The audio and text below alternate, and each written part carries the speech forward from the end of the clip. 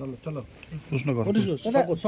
শওকত মোল্লা আপনাকে নতুন করে বারবার বিভিন্ন সময় কটাক্ষ করতে দেখা যায়, আজকেও আবার নতুন করে কটাক্ষ করছেন, বলছেন আপনি 19তম মির্জাফর এবং আপনার অপঘাতে মৃত্যু হবে। এই ধরনের একটা রাজনৈতিক এদের কথার উত্তর কি দিবে? সিপিএম এর হারমাত ছিল, এখন তৃণমূলের জল্লাদ হয়েছে। ও জঙ্গিদের লুকিয়ে রাখছিল, জাভেদ মুন্সি ধরা পড়ার পর ও নিচে আতঙ্কিত, কারণ শপথ মোল্লাও আরেকটা জঙ্গি। জাভেদ মুন্সিকে কারা সেফ শেল্টারে রেখেছিল এবং জাভেদ মুন্সিকে কাশ্মীরের পুলিশ এসে তুলে নিয়ে গেছে।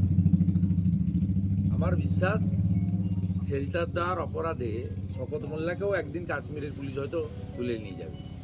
সেই জন্য আতঙ্কিত হয়ে আমার মৃত্যু কামনা করছে। অসমে এসটিএফ এর অপারেশন প্রঘাত, কোকড়াঝাড় থেকে পাকড়াও আনসারুল্লাহ বাংলা টিমের আরও 2 জঙ্গি উদ্ধার, বিপুল পরিমাণ অস্ত্র এবং বিস্ফোরক। কাজ করছে আসাম, ত্রিপুরা, অন্য রাজ্যের পুলিশ। পশ্চিমবঙ্গ পুলিশ কাজ করছে না। এসব ঘটনার মধ্য দিয়ে এটাই প্রমাণিত হয় যে পশ্চিমবঙ্গে যে সরকার চলছে, এই সরকারটা জঙ্গিবাদ, মৌলবাদ ও জিহাদিদেরকে প্রোটেকশন দিচ্ছে। সেই কারণেই নন্দীগ্রামে দেবব্রত মাইতিকে, রথিবালা আড়িদেরকে শহীদ হতে হয়। যারা বাবা সাহেব আম্বেদকরের বিষয় নিয়ে মিছিল করছে, তাদের হাতেই 5 মাস আগে দলিত মাতা রথিবালা আড়ি খুন হয়।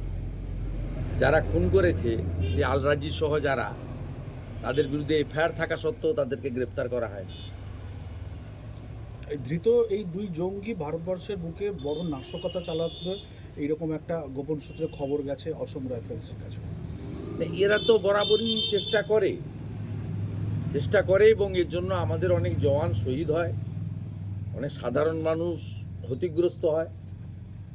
বর্তমান ভারত সরকার এবং ভারতীয় জনতা পার্টি পরিচালিত প্রায় 20টি রাজ্যে এনডিএ সরকার আছে, তারা চেষ্টা করছেন এটাকে আটকানো, এবং 2-1টা অকংগ্রেসি রাজ্যের সরকারও তারাও এই বিষয়ে কেন্দ্রকে সহযোগিতা করছে।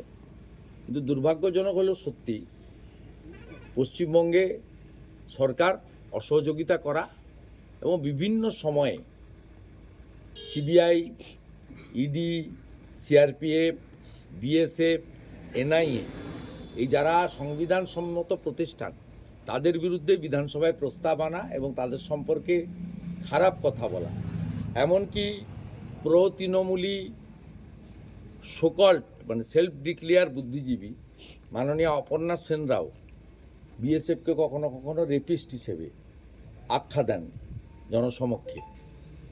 এটাই পশ্চিমবঙ্গ।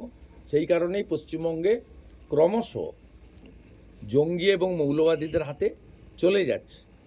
সেই জন্য ফিরহাদ হাকিম চিৎকার করে বলছেন, আমরা বাংলায় 33%, আমাদের সংখ্যাগরিষ্ঠ হতে হবে। সংখ্যাগরিষ্ঠ হলে এই বাংলাতে তথাকথিত বাঙালি হিন্দুদের মধ্যে এখনও যারা সেকুলার শব্দ প্রয়োগ করেন, ধর্মনিরপেক্ষ শব্দ বা সংবিধানের কথা বলেন, এই দুটোই কিন্তু চলে যাবে। তখন মুসলিম পার্সোনাল ল বোর্ড এবং শরিয়া কানুন চালু হবে। তখন সেকুলারিজম অথবা সংবিধান দুটোই আপনি বলতে পারবেন না, সেলাই হয়ে যাবে মুখ। ট্যাবের